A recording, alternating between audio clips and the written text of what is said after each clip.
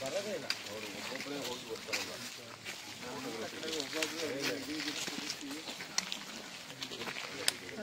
Protection ಏನು ತಗೊಂಡಿರ್ತೀವಿ sir ನೀವು entry ಅದಕ್ಕೆ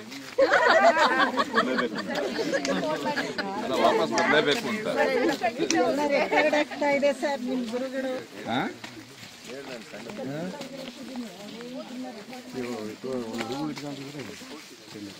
ಸರ್ ಬನ್ನಿ ಹೋಗ್ತಾರೆ ಅನ್ನೋ ಕಾರಣಕ್ಕೆ ನೀವು ಅವ್ರ ಜೊತೆ ಮಾತಾಡ್ತಾ ನಿಂತ್ಕೋಬೇಡಿ.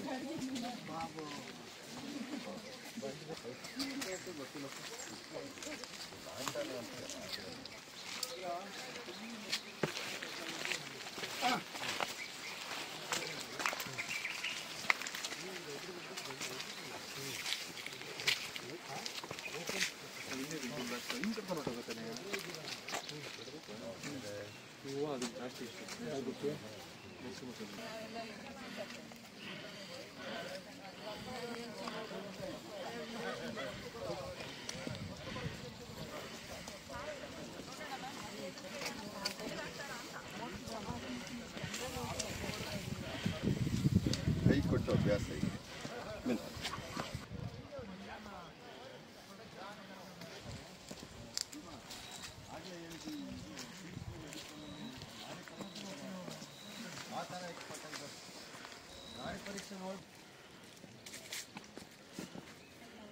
ಬಂಡೆ ಮೇಲೆ ಯಾರು ವರುಣ್ ಇಲ್ಲ ಇದೆಯಾ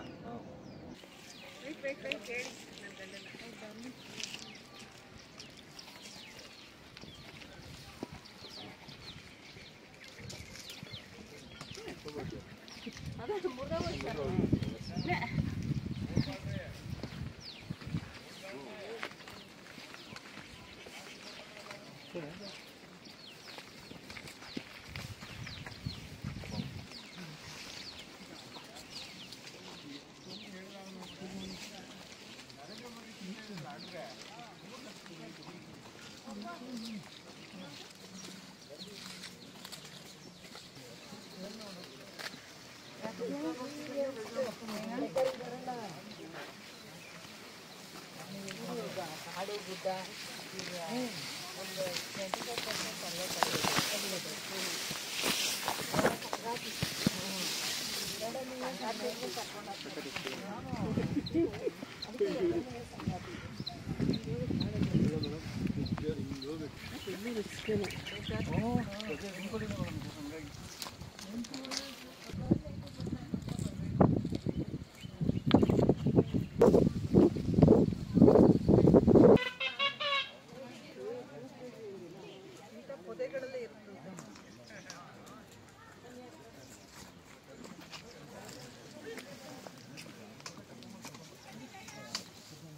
ಅವಳ ನೋಡಿ ನಾವಪ್ಪ ಯಾಕೆ ಮುಂದೆ ಹೋಗೋದು ಬೇಡ ನೀವು ಜೊತೆಗೆ ನಡಿ ನಡಿ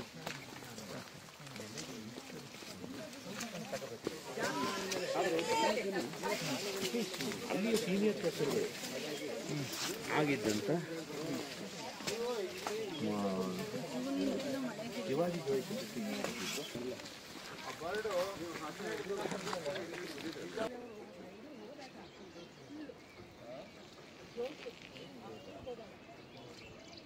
ನಾನು ಹೇಳ್ತೀನಿ ದಯಮಾಡಿ ನೀವೆಲ್ಲ ಈ ಕಡೆ ತಿಳ್ಕೊಂಡ್ರೆ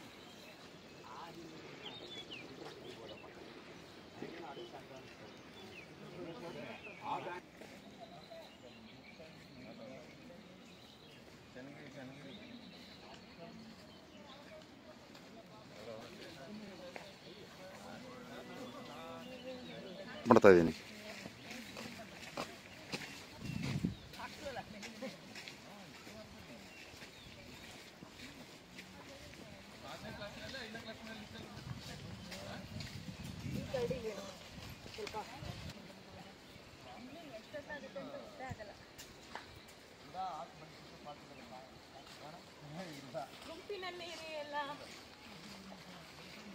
ವಿಜಯ ಮೇಡಮ್, ಜನಪದ ಕಾಂಪಿಟೇಷನ್ ಬರೀ ಜನಪದ ತ್ರಿಪದಿಗಳು ಆಡ್ಬೇಕು. ಒಂದಾದ್ಮೇಲೆ ಯಾವ್ದನ್ನೊಂದು ಒಂದೊಂದು ನೋಡ್ಯಾಳ ಹೇಳ್ತಾ ಇದೀವಿ, ಉಸಿರು ಸಿಕ್ಕಾಕೊಂಡಿದೆ.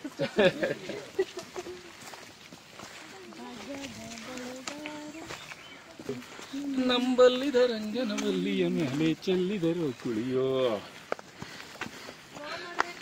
ಹಾಲಿನೋ ಕುಳಿಯೋ ಅದು ಕುಳಿಯೋ, ನೀಲನಾದ ರಂಗನ ಮೇಲೆ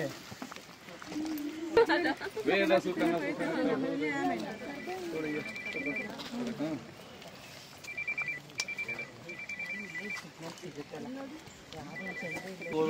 ತೀರ್ಮಾನ ಮಾಡಬೇಕು, ತೀರ್ಮಾನ ಮಾಡಿಸಿ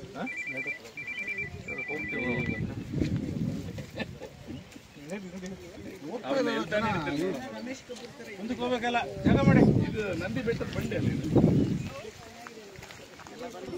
ಏ ಬಾಬಣ್ಣ,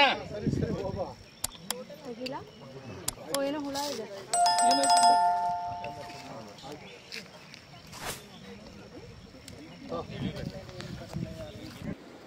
ಹಸಿದ ವೇಳೆಗೆ ಸಿಕ್ಕಿದೊಡವೆಯ ವ್ಯಸನ ಮಾಡದೆ ಬಿಡುವೆ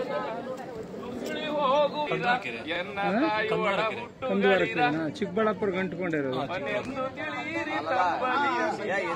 ಮುಂದೆ ಬಂದರೆ ಆಯಾ ಬೇಡ, ಬಿಟ್ಟು ನಿಂದು ನಾವೇನ್ ತರ್ಸ್ಕೊಂಡು ಹೋಗ್ತದ ಅನ್ಕೊಂಡಿವಿ, ಪಾಠ ಮಾಡಕಲ್ಕ ಅದು ಸೀದಾ ಅಲ್ಲಿಗೆ ಹೋಗ್ತದ.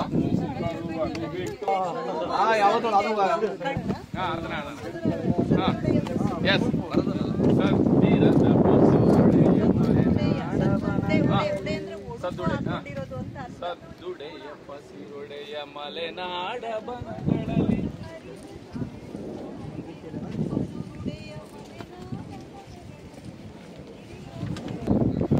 ಅದು ಸ್ಕಂದಗಿರಿ ಅಲ್ಲ ಇದು? ಬ್ರಹ್ಮಗಿರಿ, ನಿಂದಗಿರಿ, ಚೆನ್ನಗಿರಿ, ಸ್ಕಂದಗಿರಿ. ಇವಾಗ ಇದು ಮುಂದ್ಗಡೆ ಕಾಣಿಸ್ತಾ ಇರೋದು ಸ್ಕಂದಗಿರಿ, ಚೆನ್ನಗಿರಿ, ನಿಂದಗಿರಿ, ಅದರಿಂದ ಬ್ರಹ್ಮಗಿರಿ ಸರ್. ನಿಂದಗಿರಿ. ಇವಾಗ ನಾವು ಹತ್ತುತ್ತಾ ಇರೋದು ಚೆನ್ನಗಿರಿ. ಚೆನ್ನಗಿರಿ. ಇದು ಯಾವ ಜಿಲ್ಲೆಗೆ ಸೇರುತ್ತೆ? ಚಿಕ್ಕಬಳ್ಳಾಪುರ ಜಿಲ್ಲೆ. ಚಿಕ್ಕಬಳ್ಳಾಪುರ.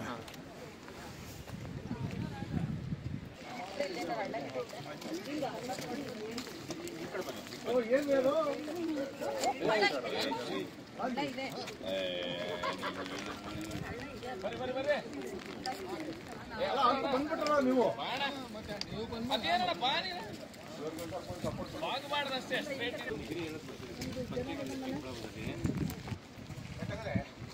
ನನಗೆ ಅಂತ 100 ಹೆಸರು ಎನ್ರೋಲ್ ಆಗ್ಬಿಡ್ತಾವಲ್ಲ.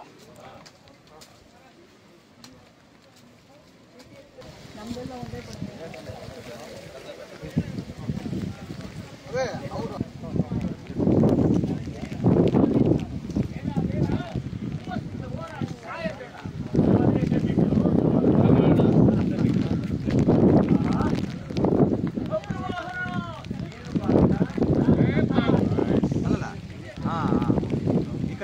ಆ ಕಡೆ ಕಣ್ಣು ಆ ಥರ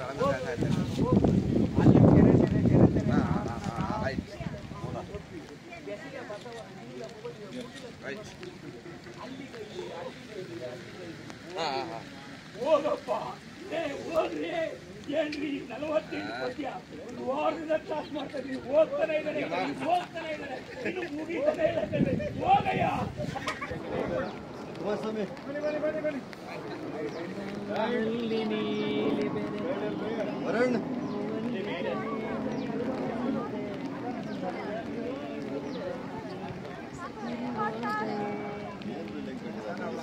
ಅಲ್ಲೆಲ್ಲ ಕರೀತಾ ಇದ್ದಾರೆ.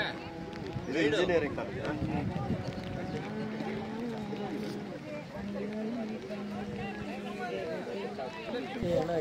ಇಲ್ಲ, ಅಲ್ಲೇನು ಫೋಟೋ ತೆಗಿತಾ ಇದ್ರು. ಅದ ಏನೋ ಪಾಯಸನ ಅಂದ್ರೆ ಅಂದ್ರು ಬೇಡಿ ಕೈಯಲ್ಲಿ.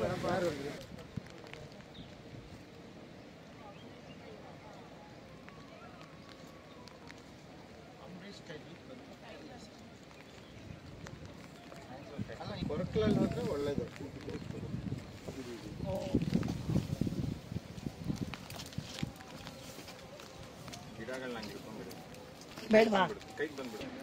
ಹಾಯ್, ನನ್ನ ಹೆಸರು ವರುಣ್ ಅಂತ, ಟ್ರೆಕ್ಕಿಂಗ್ ಗೈಡ್ ನಾನು. ಇವ್ರನ್ನೆಲ್ಲ ಟ್ರೆಕ್ಕಿಂಗ್ ಕರ್ಕೊಂಡ್ಬಂದಿದ್ದೀವಿ. ಇಲ್ಲಿ ನೋಡಿ, ನಿಮ್ಮ ಹಿಂದೆ ಕಾಣಿಸ್ತಾ ಇದೆಯಲ್ಲ, ಅದು ಚನ್ನಗಿರಿ ಹಿಲ್ಸ್ ಅಂತ. ಮೇಲೆ 2 ಟೆಂಪಲ್ಲು, ಒಂದು ಕಲ್ಯಾಣಿ ಇದೆ, ತುಂಬ ಹಳೇದು. ನಂದಿ ಹಿಲ್ಸು ಇಲ್ಲಿ ನೋಡಿ, ಇದು ಸ್ಕಂದಗಿರಿ ಹಿಲ್ಸು, ಆ ಕಡೆ ಬ್ರಹ್ಮಗಿರಿ ಹಿಲ್ಸ್ ಅಂತ ಕಾಣಿಸುತ್ತೆ, ಅದು ಕಾಣಿಸ್ತಾ ಇಲ್ಲ ಇಲ್ಲಿ, ಫಾಗ್ ಫಿಲ್ ಆಗಿದೆ. ಟಫು ಅಂದರೆ ಈ ಹಿಲ್ಸು, ಇದಕ್ಕೆ ಆನ್ಲೈನ್ ಪರ್ಮಿಷನ್ ಬೇಕು. ಬಿಟ್ಟರೆ ಇದು ಇಲ್ಲಿ ವೈಲ್ಡ್ ಅನಿಮಲ್ಸು ಜಾಸ್ತಿ, ಸ್ವಲ್ಪ ಸೇಫಾಗಿ ಹೋಗ್ಬೇಕು ಏನು ಮಾಡಬೇಕು. Thank you. Welcome sir.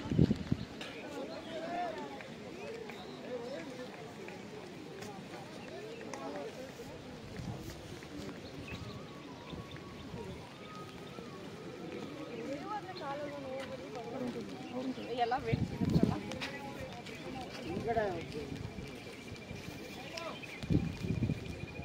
ಕನ್ನಡಕ್ಕೆ ಹೋರಾಡು ಕನ್ನಡದ ಕಂದ, ಕನ್ನಡವ ಕಾಪಾಡು ನನ್ನ ಆನಂದ, ಮರತೆಯಾದರೆ ಅಯ್ಯೋ ಮರೆತಂತೆ ನನ್ನ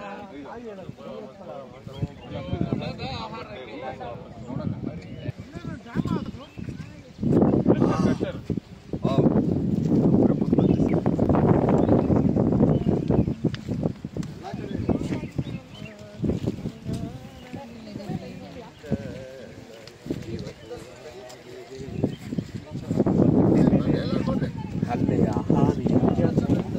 ಗ್ರೂಪ್ ಫೋಟೋ ಇಲ್ಲೇ ಅದು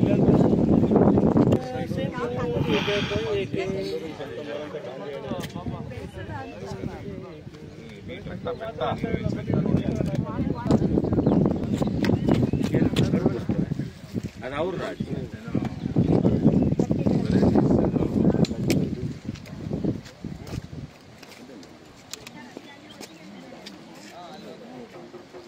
ಜನವನ್ನ ಹೇಳಿದಲ್ಲ ಈ ಶಿವಕುಮಾರ ಅಪರಾಧಿ ಅಂತ ಅಲ್ಲ.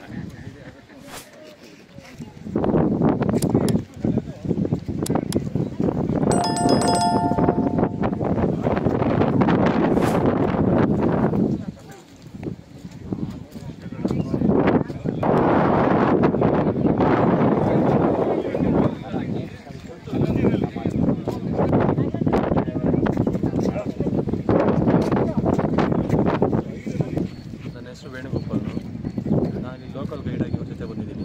ಇದು ಆ್ಯಕ್ಚುಲಿ ಬಂದು ಚೆನ್ನಗಿರಿ ಹಿಲ್ಸ್. ಇದು ಚೆನ್ನಗಿರಿ ಹಿಲ್ಸ್ ಎಲ್ಲಿದೆ ಅಂದರೆ ವಿಶ್ವ ಪ್ರಖ್ಯಾತಿಯಾದ ಇದು ಹಿಲ್ಸು ಪಕ್ಕದಲ್ಲಿದೆ. ಇದು ಒಂದು ಬೆಸ್ಟ್ ಆಫ್ ಇದು ಟ್ರೆಕ್ಕಿಂಗ್ ಪ್ಲೇಸ್ ಆಗಿದೆ. ಇಲ್ಲಿ ಲೋಕಲಲ್ಲಿ ಬೆಸ್ಟ್ ಟ್ರೆಕ್ಕಿಂಗ್ ಅಂದರೆ ಇದು ಚೆನ್ನಗಿರಿ ಹಿಲ್ಸ್. ಇದು ಮತ್ತು ಇನ್ನೇ 3 ಪಾಯಿಂಟ್ ಹೇಳ್ತೀನಿ, ಅದು ಆ್ಯಡ್ ಮಾಡಿಬಿಡುವ. ಈ ಚೆನ್ನಗಿರಿ ಹಿಲ್ಸ್ ಪಕ್ಕದಲ್ಲಿ ಟ್ರೆಕ್ಕಿಂಗ್ ಪ್ಲೇಸ್. ಪೃಥ್ವಿ ಆಯಸ್ ಏನಿದೆ ಅದನ್ನು 4.6 ಬಿಲಿಯನ್ ವರ್ಷಗಳು ಅಂತ ಹೇಳಿ ನಾವು ಹೇಳ್ತೇವೆ. ಸೊ ಈ ನಂದಿ ರಾಕ್ಸ್ ಏನಿದೆ ಬಹಳ ಹಳೆಯದಂಥ ರಾಕ್ಸ್. ಇದು ಪೃಥ್ವಿಯ ಉಗಮ ಆದಾಗಿಂದಲೂ ಕೂಡ ಈ ರಾಕ್ಸ್ಗಳಿದೆ ಅಂತ ಹೇಳಿ ಇದ್ರ ಬಗ್ಗೆ ಹೇಳ್ತಾರೆ. ಇದಕ್ಕೆ ಧಾರವಾಡ ರಾಕ್ಸ್ ಅಂತ ಕೂಡ ಕರೀತಾರೆ. ಈ ಒಂದು ಭಾಗದ ರಾಕ್ಸ್ಗಳಿಗೆ ಧಾರವಾಡ ರಾಕ್ಸ್ ಅಂತ ಹೇಳಿ ಕೂಡ ಕರೀತಾರೆ. ಪ್ರಣಯ್ ಲಾಲ್ ಅಂತ ಹೇಳಿ ಒಂದು ಇಂಡಿಕಾ ಅಂತ ಹೇಳಿ ಒಂದು ಬಹಳ ಅದ್ಭುತವಾದಂಥ ಪುಸ್ತಕ ಬಗ್ಗೆ ನೀವೆಲ್ಲರೂ ಓದಲೇಬೇಕಾದಂಥ ಒಂದು ಪುಸ್ತಕ ಇಂಡಿಕಾ ಅಂತ ಹೇಳಿ. ಅದರಲ್ಲಿ ಈ ಇಡೀ ಪೃಥ್ವಿಯ ಉಗಮ ಏನಿದೆ ಮತ್ತು ಇಲ್ಲಿಯವರೆಗೆ ಆ ಒಂದು ಏನಿದೆ ಇತಿಹಾಸ ಇದೆ ಅಂದರೆ ಆ ಒಂದು ಇಡೀ ಪೃಥ್ವಿಯಿಂದ ಇತಿಹಾಸ ಏನಿದೆ ಆ ಇತಿಹಾಸವನ್ನು ಹೇಳಿದ್ದಾರೆ. ಆ ಇತಿಹಾಸವನ್ನು ಹೇಳಿದವರು ಪ್ರಣಯ್ ಲಾಲ್ ಅವರು ಮೊಟ್ಟ ಮೊದಲು ಅಲ್ಲ. ಆದರೆ ಅಂದರೆ ಅದಕ್ಕಿಂತ ಈಗ ವೆಸ್ಟರ್ನ್ ಸಿವಿಲೈಸೇಷನಲ್ಲಿ ಪೃಥ್ವಿಯ ಇತಿಹಾಸವನ್ನು ಹೇಳಿದಂಥವ್ರು ತುಂಬ ಜನ ಇದ್ದಾರೆ. ಆದರೆ ಪೃಥ್ವಿಯ ಇತಿಹಾಸವನ್ನು ಹೇಳೋ ಸಂದರ್ಭದಲ್ಲಿ ಕೇವಲ ಭಾರತದ ಉದಾಹರಣೆಗಳನ್ನು ಮಾತ್ರ ತೆಗೆದುಕೊಂಡು ಅವ್ರು ಹೇಳಿದ್ದಾರೆ. ಸೊ ಅದರಲ್ಲಿ ಈ ಒಂದು ನಂದಿ ರಾಕ್ಸ್ ಬಗ್ಗೆ ಕೂಡ ಬಹಳ ಡೀಟೇಲ್ಡ್ ಆಗಿರೋಂಥ ಒಂದು ಎಕ್ಸ್ಪ್ಲನೇಷನ್ಸ್ ಎಲ್ಲ ಬರುತ್ತೆ. ಸೊ ಆ ಎಕ್ಸ್ಪ್ಲನೇಷನ್ ಪ್ರಕಾರ ಇಲ್ಲಿ ನಂದಿ ರಾಕ್ಸ್ ಏನಿದೆ ಇದು ಆಲ್ಮೋಸ್ಟ್ ಪೃಥ್ವಿಗೆ ಎಷ್ಟು ವಯಸ್ಸಾಗಿದೆ ಅಷ್ಟೇ. ಈ ಬಂಡೆಗೆ ಕೂಡ 4.6 ಬಿಲಿಯನ್ ವರ್ಷಗಳಷ್ಟು ವಯಸ್ಸಾಗಿದೆ ಅಂತ ಹೇಳಿ ಹೇಳ್ತಾರೆ. ಹಾಗಾಗಿ ಅತ್ಯಂತ ಪ್ರಾಚೀನವಾದಂಥ ಒಂದು ರಾಕ್ಸ್ ಪೈಕಿ. ಸೊ ಇದರಲ್ಲಿ ಈ ಒಂದು ದಕ್ಷಿಣ ಭಾರತದ ಒಂದು ಇದೇನಿದೆ ಪ್ರಸ್ಥಭೂಮಿ ಏನಿದೆ ನಮ್ಮ ಡೆಕ್ಕನ್ ಪ್ಲಾಟೋ, ಆ ಡೆಕ್ಕನ್ ಪ್ಲಾಟೋದಲ್ಲಿ ನೀವು ಆ ಒಂದು ವೆಸ್ಟರ್ನ್ ಘಾಟ್ಸಿನ ಇದು ಪರ್ವತ ಶ್ರೇಣಿಯನ್ನು ಬಿಟ್ಟರೆ ಬಹುಶಃ ಅತ್ಯಂತ ಎತ್ತರದ ಪಾಯಿಂಟ್ ಏನಿದೆ ನಂದಿ ಒಂದು ಅತ್ಯಂತ ಎತ್ತರದ ಪಾಯಿಂಟು. ಬಹುಶಃ ಒಂದು 4,500ರಿಂದ 4,600 ಅಡಿವರೆಗೂ ಕೂಡ ಆ ಒಂದು ಆ ಪೀಕ್ ಏನಿದೆ ಆ ಪೀಕ್ ಎತ್ತರದಲ್ಲಿದೆ. ಹಾಗಾಗಿ ಬಹಳ ಒಂದು ಎತ್ತರದ ಒಂದು ಪ್ರದೇಶ. ನಮಗೆ ಇನ್ನೊಂದು ನಂದಿ ಬಹಳ ನಮಗೆ ಪ್ರಿಯವಾದ ವಿಷಯ ಇನ್ನೊಂದೇನು ಅಂತ ಹೇಳಿದ್ರೆ ಗಾಂಧೀಜಿಯವರು ಕೂಡ ಅವರು ಸ್ವಾತಂತ್ರ್ಯ ಸಂಗ್ರಾಮದಲ್ಲಿ ಅವರ ಆರೋಗ್ಯ ಹಲವಾರು ಬಾರಿ ಕೆಟ್ಟಾಗ ಆ ಎಲ್ಲ ಸಂದರ್ಭಗಳು ಕೂಡ ಅವ್ರನ್ನ ನಂದಿ ಕರ್ಕೊಂಡ್ಬರ್ತಾರೆ. ನಂದಿ ಕರ್ಕೊಂಡ್ಬಂದು ಯಾಕೆಂದರೆ ಉತ್ತರ ಭಾರತದಲ್ಲಿ ತುಂಬ ಸೆಕೆ ಆಗ್ತಾ ಇತ್ತು. ಅವ್ರಿಗೆ ದಣಿವಾಗ್ತಾ ಇತ್ತು ಮತ್ತು ಆರೋಗ್ಯ ಏರುಪೇರಾಗುತ್ತೆ ಅನ್ನೋ ಕಾರಣಕ್ಕೋಸ್ಕರ ಒಂದು 2 ಬಾರಿ ಅವ್ರನ್ನ ನಂದಿ ಕರ್ಕೊಂಡು ನಂದಿಲಿರ್ತಾರೆ. ಅವರು ಅವಾಗ ಹಲವಾರು ವಾರಗಳ ಮಟ್ಟಿಗೆ ಅವರು ನಂದಿಲಿದ್ದು ಅವರ ಆರೋಗ್ಯದಲ್ಲಿ ಚೇತರಿಕೆ ಆಗುತ್ತೆ. ಆ ಒಂದು ಕಾರಣಕ್ಕೂ ಕೂಡ ನಂದಿ ಒಂದು ರೀತಿ ನಮಗೆ ತುಂಬ ಪ್ರಿಯವಾದಂಥ ಒಂದು ಬೆಟ್ಟಗಳಲ್ಲಿ ಒಂದು. ಈ ನಂದಿ ರೇಂಜಸ್ ಏನಿದೆ ಇಲ್ಲಿಂದ ಹಿಡಿದು ಪೂರ್ತಿ ಆ ಕಡೆ ನಿಮಗೆ ಗುಡಿಬಂಡೆವರೆಗೂ ಕೂಡ ನಂದಿ ಹಿಲ್ ರೇಂಜ್ ಇದೆ, ನಂದಿ ಹಿಲ್ ರೇಂಜ್ ಇದೆ. ಸೊ ಇಲ್ಲಿ ನಿಮಗೆ 4-5 ರಿವರ್ಗಳು ಈ ನಂದಿ ಬೆಟ್ಟಗಳಿಂದ ಉಗಮ ಆಗುತ್ತೆ. ಅದರಲ್ಲಿ ಪೆನ್ನಾರ್ ಅಂತ ಅಂದ್ಬಿಟ್ಟು ಅದೊಂದು ರಿವರ್ ಇದೆ, ಪಾಲಾರ್ ಅಂತ ಹೇಳಿ ಈ ಕಡೆ ಒಂದು ತಮಿಳ್ನಾಡು ಕಡೆ ಒಂದು ರಿವರ್ ಹೋಗುತ್ತೆ, ಮತ್ತು ಇದೇನಿದೆ ನಿಮ್ಮ ಪಿನಾಕಿನ್ ಏನಿದೆ ಅದು ಕೂಡ ಇಲ್ಲಿ ಆಗುತ್ತೆ, ಮತ್ತು ಅರ್ಕಾವತಿ ಕೂಡ ಇದೇ ಬೆಟ್ಟಗಳ ರೇಂಜಸ್ ಇದೆ ಆಗುತ್ತೆ. ಸೊ ಈ ರೀತಿ ಒಂದು ಹಲವಾರು ನದಿಗಳ ಉಗಮ ಕೂಡ ಈ ಒಂದು ಬೆಟ್ಟಗಳ ಪ್ರದೇಶದಿಂದ ಆಗುತ್ತೆ. ಒಂದು ರೀತಿಯಲ್ಲಿ ಇದು ಇಲ್ಲಿ ನಮಗೆ ಮಾನ್ಸೂನ್ ಮಳೆ ಹೇಗೆ ಬರುತ್ತೋ ಅದೇ ರೀತಿ ಒಂದೇನಿದೆ ನಾರ್ತ್ ಈಸ್ಟ್ ಮಳೆನೂ ಕೂಡ ಬರುತ್ತೆ. ಸೊ ಹಾಗಾಗಿ 2 ಕಡೆಯಿಂದ ಒಂದು ಮಳೆ ಬರುತ್ತೆ. ಸೊ ಅದು ಭಾಳ ಒಂದು ವಿಶೇಷ. ಅದು ನಿಮ್ಗೆ ಈಗ ಒಂದು ಮೇ ಜೂನ್ ಶುರುವಾದರೆ ಆಲ್ಮೋಸ್ಟ್ ಡಿಸೆಂಬರ್ ಎಂಡ್ವರೆಗೂ ಕೂಡ ಈಗ ಹಲವಾರು ಕಾರಣಗಳಿಂದ ಅಲ್ಲಿ ಮಳೆ ಆಗುತ್ತೆ. ಅದಕ್ಕೆ ಬಹಳ ಒಂದು ವಿಶೇಷವಾದಂಥ ಪ್ರದೇಶ. ಸೊ ತುಂಬ ನೋಡೋದಕ್ಕೆ ನಮಗೆ ಭಾಳ ಖುಷಿ ಕೊಡುವಂಥ ಪ್ರದೇಶ. ಮತ್ತು ಈ ರೀತಿ ಬಯಲುಸೀಮೆ ನಾಡಲ್ಲಿ ಈ ರೀತಿ ಸಡನ್ ಆಗಿ ಒಂದು ರೇಂಜ್ ಬಂದು ಅದು ಭಾಳ ಮುಖ್ಯವಾದಂಥ ಒಂದು ಪ್ರದೇಶ. ಇದಾಗೆ ಇತಿಹಾಸದಲ್ಲಿ ನೋಡಿದ್ರೆ ಸೊ ನಾವು ಇಲ್ಲಿರಲಿಲ್ಲ, ಈ ಒಂದು ಏಷ್ಯಾ ಖಂಡದಲ್ಲಿ ಇರಲಿಲ್ಲ. ನಾವು ಅಂಟಾರ್ಟಿಕಾ ಹತ್ರ ಇದ್ವಿ. ಭಾರತ ಅಂಟಾರ್ಟಿಕಾ ಹತ್ರ ಒಂದು 120 ವರ್ಷಗಳ ಹಿಂದೆ ಅಂಟಾರ್ಟಿಕಾ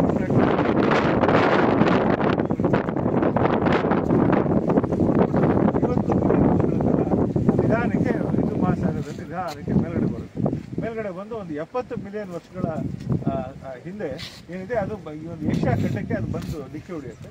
ಡಿಕ್ಕಿ ಹೊಡೆದು ಅವು ಏಷ್ಯಾ ಖಂಡ ನಿಮಗೆ ಎತ್ತುತ್ತಾ ಇದೆ. ಆ ಕಾರಣಕ್ಕೋಸ್ಕರ ಹಿಮಾಲಯ ಪರ್ವತ ಆಗಿದೆ. ಹಾಗಾಗಿ ಈ ಒಂದು 120, 150, 200 ಮಿಲಿಯನ್ ವರ್ಷಗಳ ಹಿಂದೆ ಇವೆಲ್ಲ ಹೇಗಿತ್ತು ಅಂತ ನೀವು ಊಹಿಸ್ಕೋಬೋದು. ಒಂದು ರೀತಿ ಇಲ್ಲೆಲ್ಲ ಮಂಜಿತ್ತು ಅಂತೇಳಿ. ಬಹುಶಃ ಈ ಎಲ್ಲ ಇದೇನು ಬೆಟ್ಟಗಳೇನಿದೆ ಇವತ್ತು ನಿಮ್ಗೆ ಏನು ಡ್ರೈ ಆಗಿ ಕಾಣ್ತಾ ಇದೆ, ಬಹುಶಃ ಒಂದು 500 ಮಿಲಿಯನ್ ವರ್ಷಗಳ ಹಿಂದೆ ಇಲ್ಲೆಲ್ಲ ಐಸ್ ಇರ್ತಾ ಇತ್ತು. ಅಂದರೆ it would have been completely covered in ice. So ಹಾಗಾಗಿ ಈಗ ನಮ್ಮ ಚಿತ್ರದುರ್ಗ ಬೆಟ್ಟಗಳು ಕೂಡ ಹೇಳ್ತಾರೆ, ಚಿತ್ರದುರ್ಗ ಬೆಟ್ಟಗಳಲ್ಲಿ ಇವಾಗಲೂ ಕೂಡ ಆ ಒಂದು ಐಸಿನ ಮೂವ್ಮೆಂಟ್ ಇರುತ್ತಲ್ಲ, ಅಂದರೆ ಗ್ಲೇಷಿಯಲ್ ಮೂವ್ಮೆಂಟ್ ಏನಿದೆ ಆ ಗ್ಲೇಷಿಯಲ್ ಮೂವ್ಮೆಂಟ್ನ ನಾವು ಚಿತ್ರದುರ್ಗದ ಬೆಟ್ಟಗಳಲ್ಲಿ ಮತ್ತು ಆ ಒಂದು ಬಳ್ಳಾರಿ ಬೆಟ್ಟಗಳಲ್ಲಿ ಕಾಣ್ಬೋದು ಅಂತ ಕೂಡ ಒಂದು ಸಂಗತಿಯನ್ನು ಹೇಳ್ತಾರೆ. ಸೊ ಈ ರೀತಿ ಬಹಳ ಅತ್ಯಂತ ವಿಶೇಷವಾದಂಥ ಬೆಟ್ಟಗಳನ್ನ ಈ ರೀತಿ ಎಲ್ಲ ಕಡಿತಾ ಇದ್ದೀವಿ ನಾವು. ಕಡಿದೆಲ್ಲ ಹಾಳು ಮಾಡೋ ರೀತಿಯಲ್ಲಿ ಕೂಡ ಇದೆ.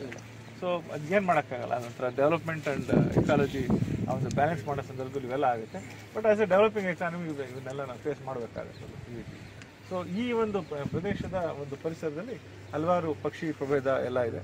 ಸೊ ಇಲ್ಲಿ ಚಿರತೆ ಇದೆ, ಕರಡಿ ಇದೆ, ಎಲ್ಲ ಇದೆ. ಹಿಂದೆ ಚಿರತೆ ಮತ್ತು ಕರಡಿ ಸ್ವಲ್ಪ ಕಡಿಮೆ ಸಂಖ್ಯೆಯಲ್ಲಿತ್ತು. ಬಟ್ ಇತ್ತೀಚೆಗೆ ಸ್ವಲ್ಪ ಕನ್ಸರ್ವೇಷನ್ ಜಾಸ್ತಿ ಆಗಿದೆ ಅನ್ನೋ ಕಾರಣಕ್ಕೋಸ್ಕರ ಮತ್ತು ಕಳೆದ ಒಂದು 5-6 ವರ್ಷಗಳಿಂದ ಸ್ವಲ್ಪ ಮಳೆ ಜಾಸ್ತಿ ಆಗಿದೆ. ಇಲ್ಲಿ ಇಷ್ಟೊಂದು ವೆಜಿಟೇಷನ್ ಹಿಂದೆ ಇರ್ತಿಲ್ಲ. ನಾನು ಒಂದು 25-20 ವರ್ಷಕ್ಕೆ ಬರ್ತಾ ಇದ್ದೀನಿ. ಹಲವಾರು ಕಾರಣಗಳಿಂದ ಇಷ್ಟೊಂದು ಕಾಣ್ತಾ ಇಲ್ಲ. ಬಟ್ ಈಗ ಒಂದು 5-6 ವರ್ಷಗಳಿಂದ ಆ ಒಂದು ಎಲ್ಲಿನ ಎಫೆಕ್ಟ್ ಏನಿದೆ ಅದರಿಂದ ಮಳೆ ಜಾಸ್ತಿ ಆಗ್ತಾ ಇದೆ.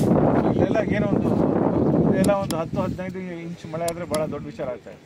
ಇವಾಗ ಆಲ್ಮೋಸ್ಟ್ ಇಲ್ಲೇ ಒಂದು 20-25 ಇಂಚು ಮಳೆ ಆಗ್ತಾ ಇದೆ. ಸೊ ಆ ರೀತಿ ಮಳೆ ಪ್ರಮಾಣ ಜಾಸ್ತಿ ಆದಷ್ಟು ವೆಜಿಟೇಷನ್ ಸ್ವಲ್ಪ ಥಿಕ್ ಆಗ್ತಾ ಹೋಗುತ್ತೆ. ಸೊ ಆ ರೀತಿ ವೆಜಿಟೇಷನ್ ಥಿಕ್ ಆಗ್ತಾ ಇದೆ. ಅದು ಗ್ಲೋಬಲ್ ವಾರ್ಮಿಂಗ್ ಎಫೆಕ್ಟ್ ಅನ್ನ ಅದು ಸಹಜವಾಗಿ ನಿಮ್ಗೆ ಗೊತ್ತಾಗುತ್ತೆ. ಯಾಕೆಂದರೆ ಹಿಂದೆ ಬೇರೆ ಎಲ್ಲೋ ಮಳೆ ಆಗ್ತಾ ಇದ್ದು, ಇವಾಗ ಇಲ್ಲಿ ಮಳೆ ಜಾಸ್ತಿ ಆಗಿದೆ, ಮಳೆ ಪ್ರಮಾಣ ಜಾಸ್ತಿ ಆಗಿದೆ. ಆ ಕಾರಣಕ್ಕೂ ಕೂಡ ಈ ವೆಜಿಟೇಷನ್ ಸ್ವಲ್ಪ ಥಿಕ್ ಆಗ್ತಾ ಇದೆ. ಎಲ್ಲಿ ವೆಜಿಟೇಷನ್ ಥಿಕ್ ಆಗುತ್ತೋ ಅಲ್ಲಿ ಇದೇನಿದೆ ಅದರ ಪ್ರಾಣಿ ಮತ್ತು ಪ್ರಭೇದ ಏನಿದೆ ಸ್ವಲ್ಪ ಜಾಸ್ತಿ ಆಗುತ್ತೆ. ಅದಕ್ಕೆ ಜಾಸ್ತಿ ಒಂದು ಅವಕಾಶಗಳು ಸಿಗುತ್ತೆ. ಸೊ ಹಾಗೆ ಅಂತೇಳಿ